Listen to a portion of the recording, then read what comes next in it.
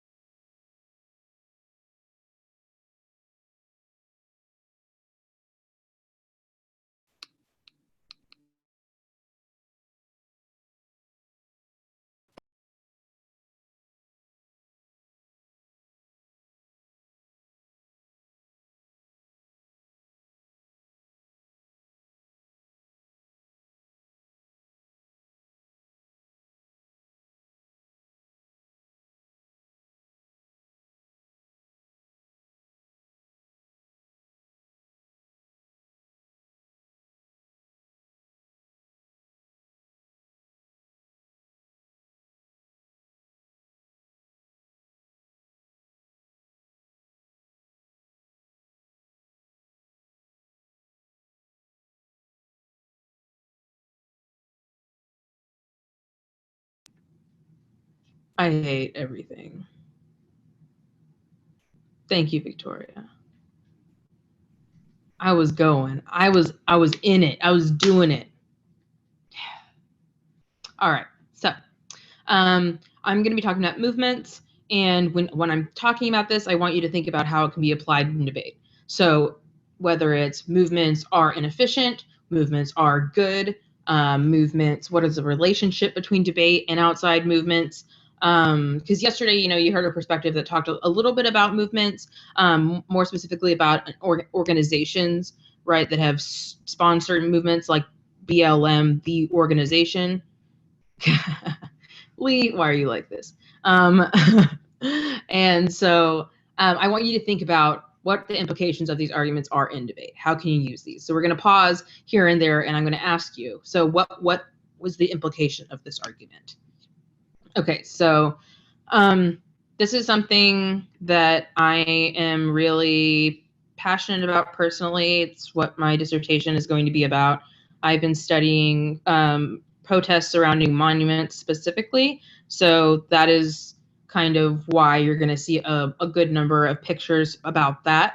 But I want to talk more broadly, applying Tiffany King's work to consider the usefulness of movements, perhaps. So I'm going to share my screen.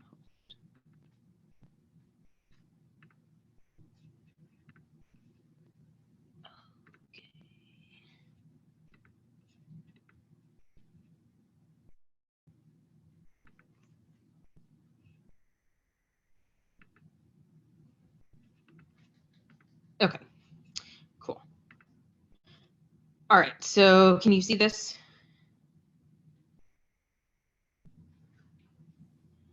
Yeah. Yes. Thank you. Okay, so I'm coming at this for thinking about movements as an example of shoaling. As a reminder, what is shoaling?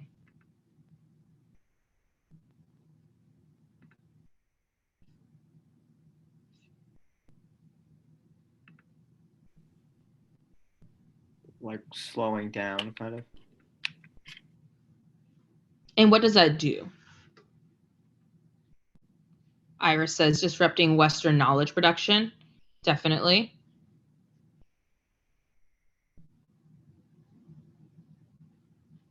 Joey, do you have something to add?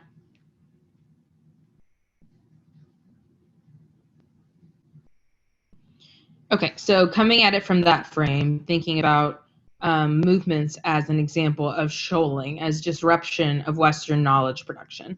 And this photo is Maya Little, and I'm gonna show you a short video about her in just a moment. And she is at Silent Sam. So I want to show a little quick video about the monuments movement real quick. We're not gonna watch the whole thing, but just as a little intro. Ah, it's in my ears. Okay, hold on. Pause share. Resume share Chrome tab. There we go. Okay.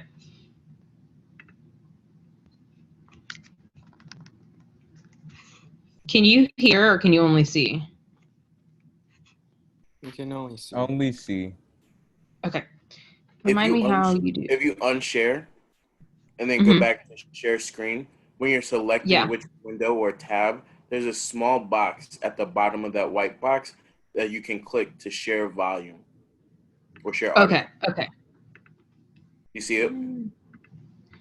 No, it's not showing me that option. I see the Chrome tabs and the application window, but it doesn't show me the little So box that you're talking. it is a white box with very small black lettering at the bottom of that larger white box.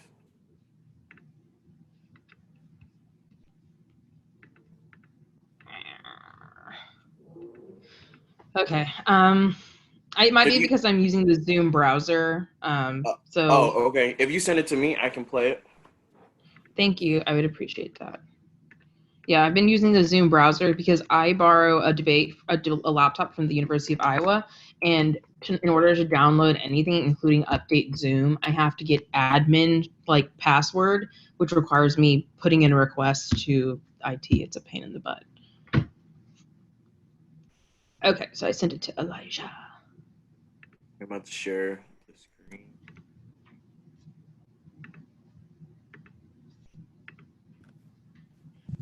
What is your degree program at University of Iowa? I am in the communication studies department, and the communication studies is like an umbrella department that houses rhetoric, media studies, and interpersonal. So that's like real social sciences, interpersonal. So I'm in the rhetoric, culture, and engagement track of communication studies. So I'm really studying protests and social movement personally and the constraints that they encounter. Wow.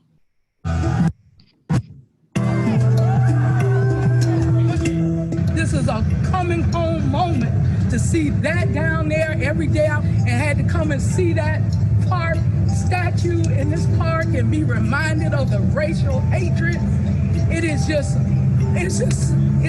It's God.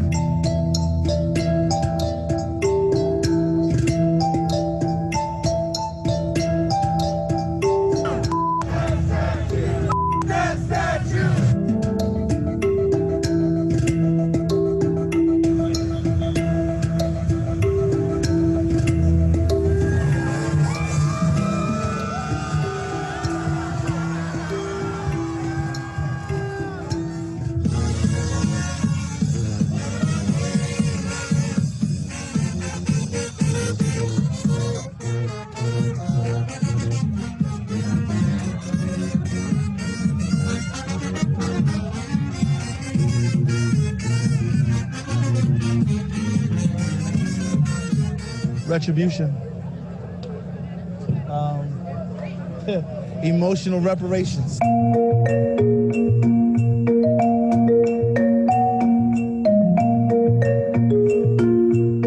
I do understand that other races do not understand how we feel about this statue, right? This is the equivalent to having Hitler's statue in a Jewish community.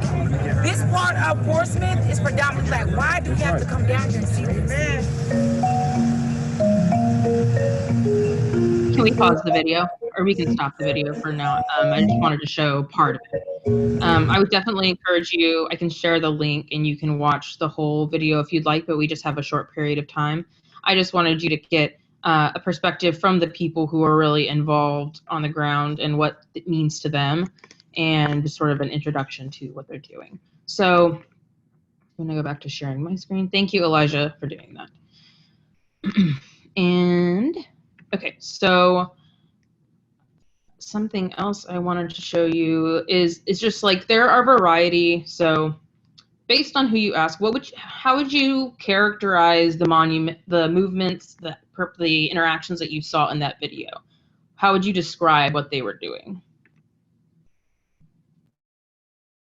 Or how have you seen other people describe what they are doing?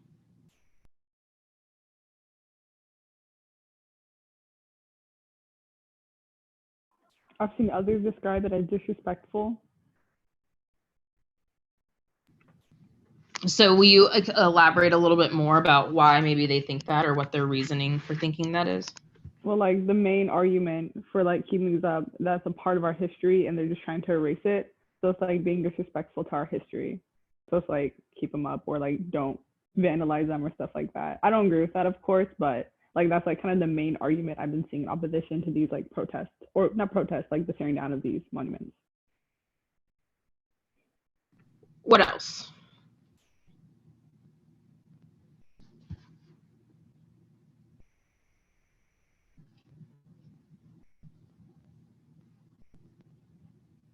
When you watch that video, what is the vibe that you get from what is happening at these protests? What does it feel like? What does it seem like they feel? Empowering. And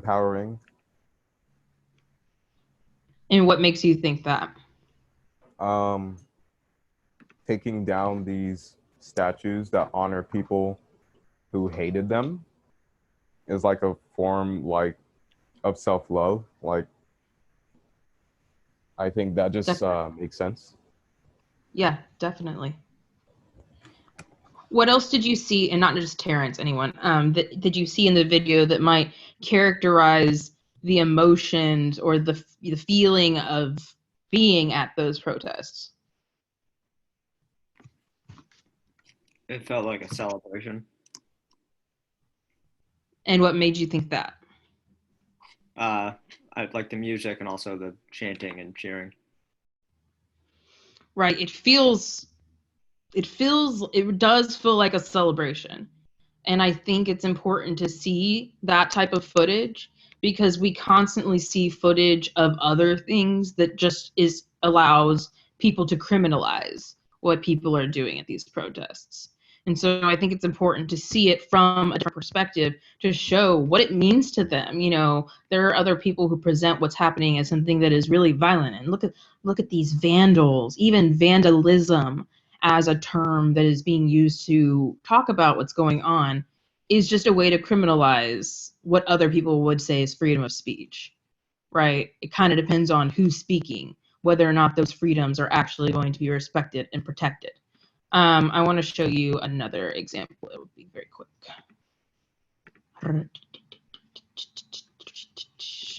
Okay, resume share. I'm like 90 years old. Yeah, and if I can add just a weird fact, Yeah. the term Vandals comes from a Germanic people who were basically seen as like barbarians from the Roman Empire. So it's another version of like barbaric and savage, based on like looting. That makes a ton of sense. And I'm going to have to talk to you more about that because the other branch of my research is about civility and how civility is used as an expectation to say, like, look at these people acting in this uncivil or savage manner, when it's really because they are in opposition to civil society and people want to protect that. And they have demonstrated that they will do whatever it takes to protect that. So here's another quick clip I want to show you. If you can, I know you're not going to be able to hear the sound, but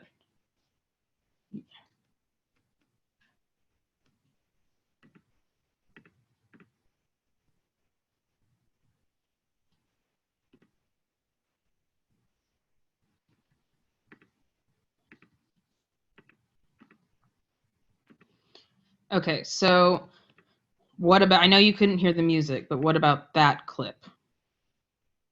What does it seem like is going on there, even without the music? Like cultish. I don't know. Cultish. Why is that, Taj? Explain more. I mean, they just gathered in a circle, holding hands, like walking around with like the American flag as a symbol. I don't know. It just seemed cultish. Who else would like to comment on it?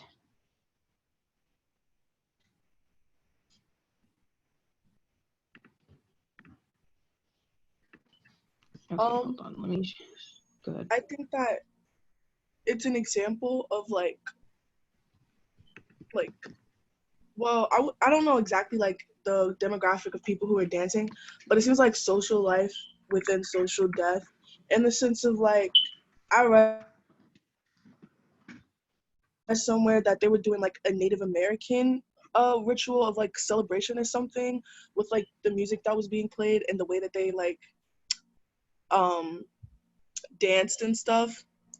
And so it just seems very joyful to me to like partake in Native American culture in the face of like slave owners and colonists.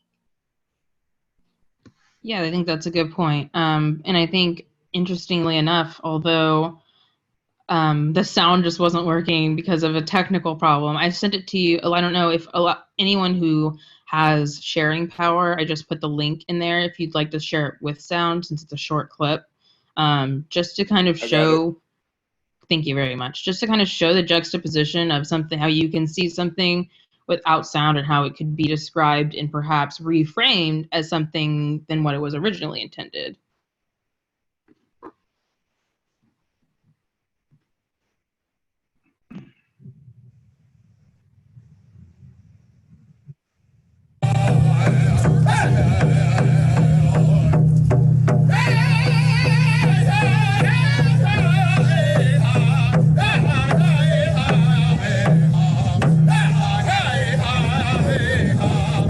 Can you scroll down to the next one, Elijah?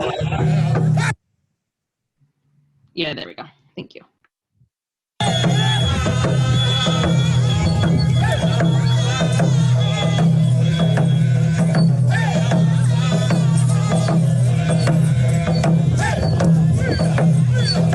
Okay, thank you very much. I appreciate you. Okay, so now what are your thoughts?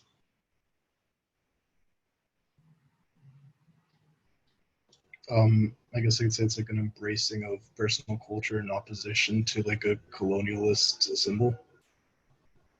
Mm-hmm. So it's also a celebration, right? It's a celebration because it was around a Christopher Columbus statue. So I'm going to share my screen with you. So just sort of like an example of how the way that we see movements in the media can be very easily manipulated and shaped. So it's important to check where you're getting your information from, where you're getting your footage from. And so here's another example of Christopher Columbus. There's another part of what I study is the use of blood, or what looks like blood, and also sort of like visceral, embodied, like chopping up pieces of the monument. Those are things that I'm interested in. And so this is an example of that here.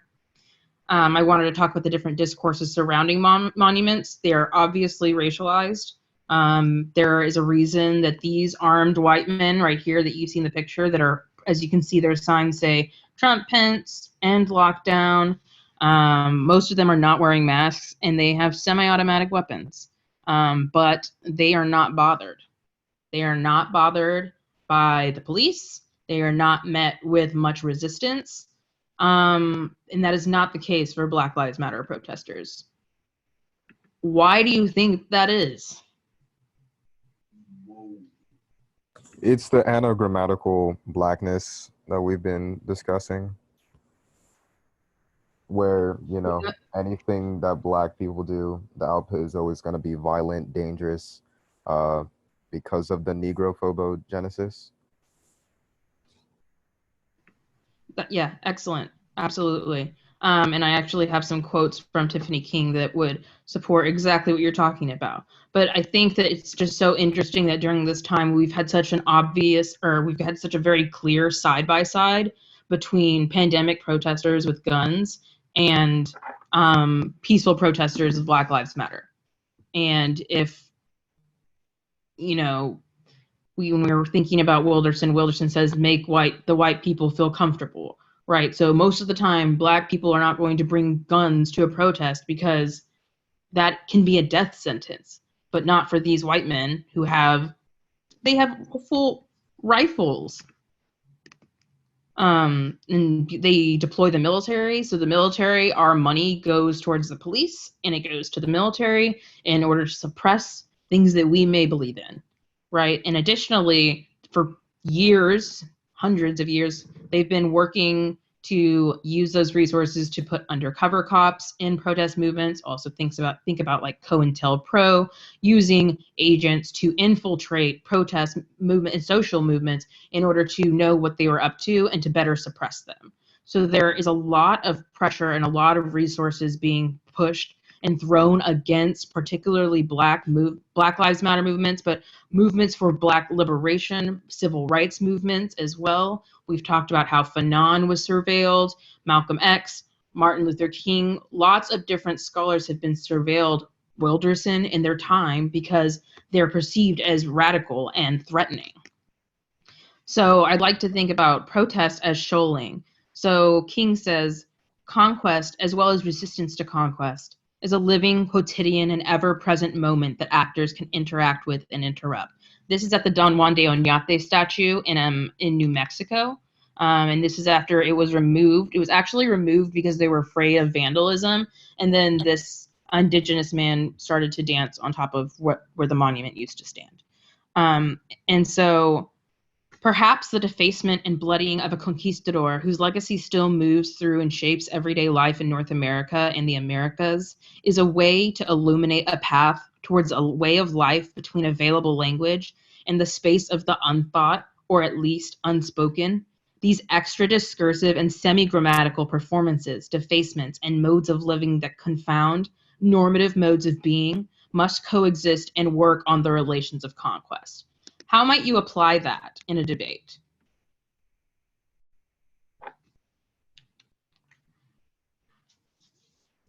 What is the relevance of what we talked about thus far?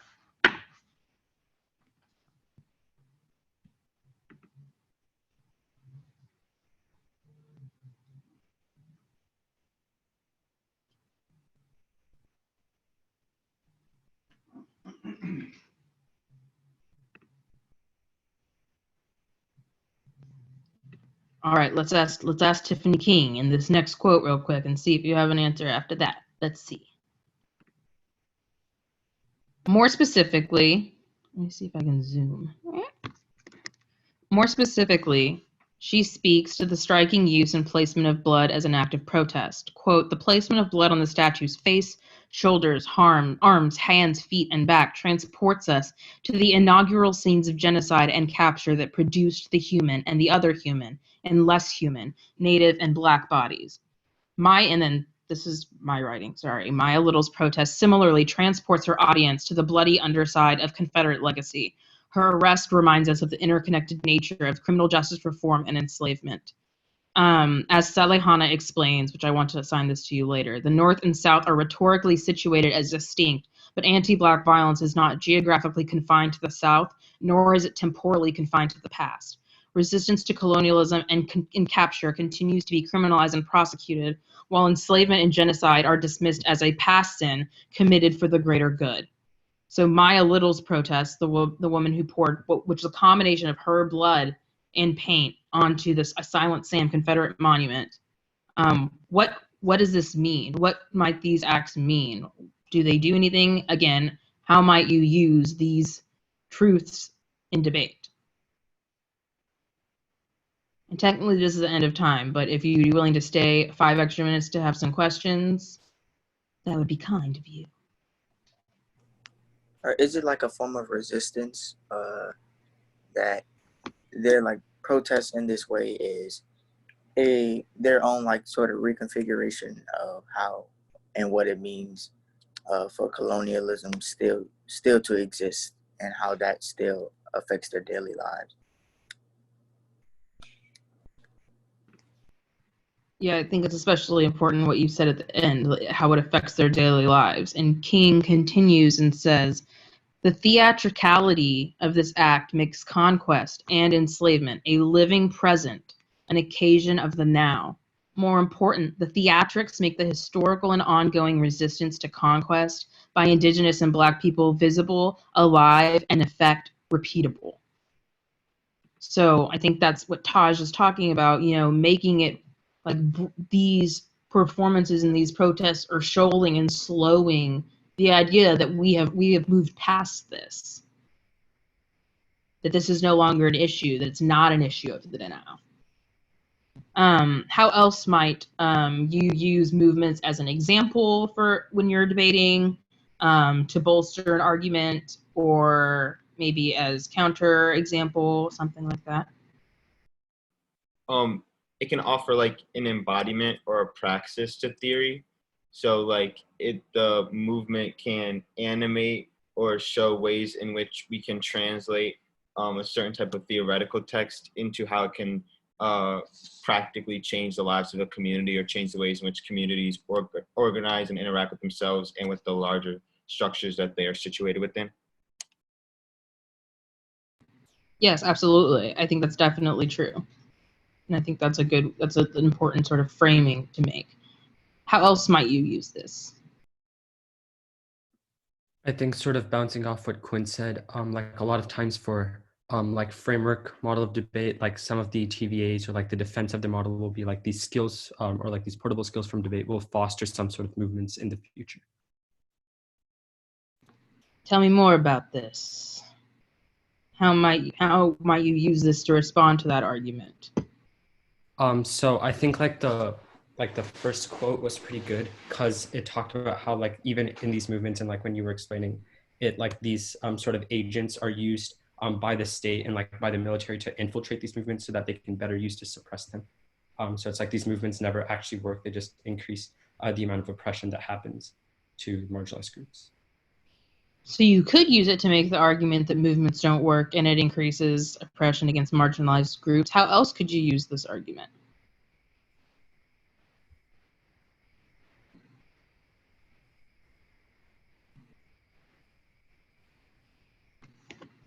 For those who are debating on the criminal justice reform topic, how might these movements be an important reference for arguments that you might be making this year?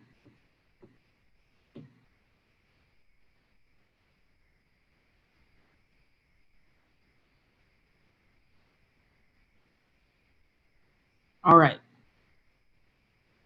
Come on.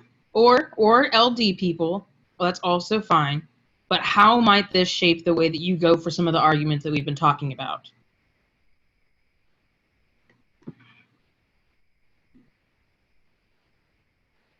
I think part of it, specifically about this symbolic, like performative rupture in the colonial project, is kind of like it engages with second theory, specifically when sanctions are like this imperialist idea to control other countries. So essentially, this Black Shoals is evidence that you can rupture this genocidal project in relation to dollar hegemony and the imperialism that goes on with secondary sanctions. Yes, definitely. And you can think about how certain performances that you might engage in are a performance of that shoaling, are a slowing of Western knowledge production rather than a reinvestment in the same old things that are recycled about the government is going to help us, the government is going to save us. Really, because right now the police are called to which is a total conflict of interest. The police are called to deal with protests that are about them. Why does that make any sense? Of course they're going to be extra violent because they feel that it's personal and they get to abuse their power and they have the resources to do so. So you should think about how that means that we should be distrusting of the state's ability to allow for these changes to happen. And, yesterday it was said that like movements don't do anything, but, movements plus like legal changes happen because of movements. White people didn't just decide to be nice and say, you know what, we should desegregate schools. You know what, we should stop having Jim Crow laws like in all these other areas. You know what, we should do this. No, that came as a result of the civil rights movement and other movements that are happening that have continued over time, right? And so these things do have to work together in order to make changes, right? But I think that that movements themselves are an important part of that process. Okay, and then I'm about to let you go, but here are some People like to say that it's reverse racism whenever they say things are white supremacist. They're like, look at this racist vandalism that happened at the Alamo. It's really silly. And here's me looking really unimpressed at these two monuments that I am researching. And here's me at the Alamo and flipping off Tonwandi Diamante because I'm petty. Praxis. Such a legend. I really just want to like I'm collecting a thread of me just like flipping off. I have a flipping off Christopher Columbus statue I did the other day during lunch. I just disrespecting. All right. Well, y'all go ahead and go to lunch, and we can, if you have more questions, maybe we can talk for like maybe a few minutes at the beginning of lab. But go ahead and enjoy your lunch. Take a good break. Wait, Thank don't we you. still have like an hour? Yeah. Yeah, I was looking at that. Oh, my bad. Don't go anywhere. I'm sorry. This is just the end of my time. Why did I think it was lunch? I thought it was lunch. That's how I be at school, but Sorry, I got too excited about lunch. There's no lunch happening. This is upsetting. Everyone can take a 5-minute break.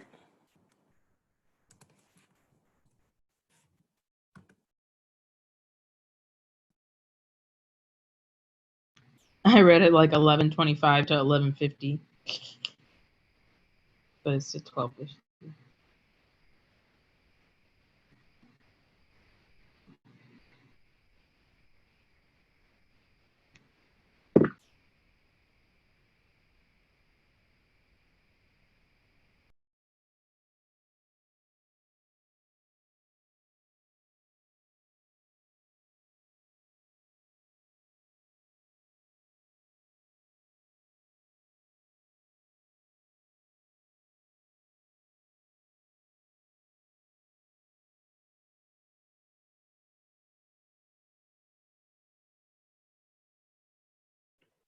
Oh, Christina? Yes, it's I had Kristiana, a by the way. question. Oh, Christiana, I'm sorry. It's all good. I was confused about, someone mentioned it earlier, that the shoals are a way of like slowing Western understanding to like make real change. Like, how does this slow Western understanding, or are they just doing things outside of like the Western, like what's considered acceptable? Well, I think that they can mean the same thing, right? So to slow the progress, like if we all think about academia and debate, if we all just continue to proliferate the narrative, the United States federal government is good, like America, like, and we should not question authority, like that means that we contribute to that, right? We make it more smooth functioning.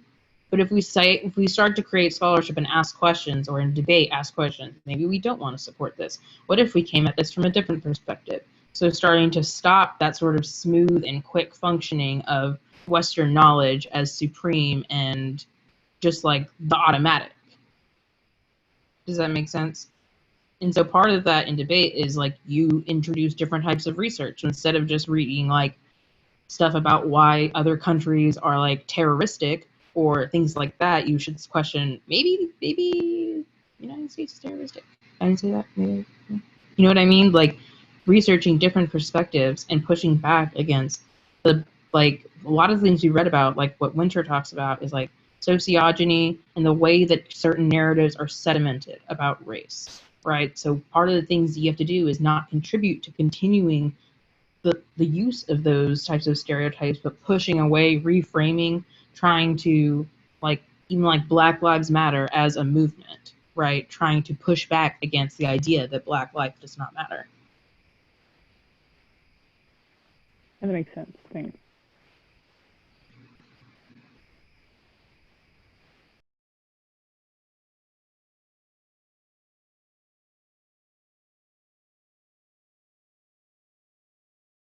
LOL, I just saw Taj's response from earlier.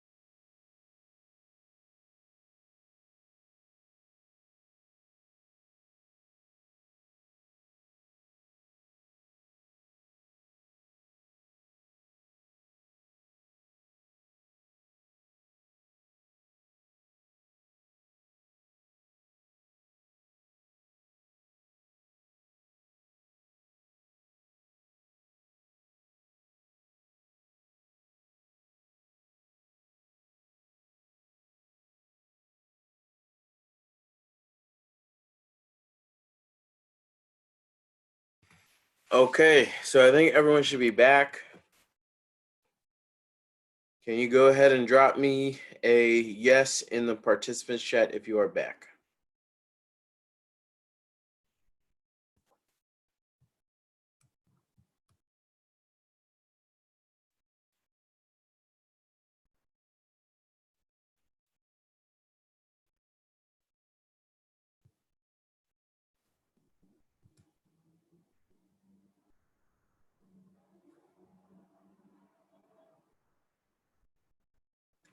For those just jumping back in, when you sit down, can you please give me a green check mark in the participants chat when you are back?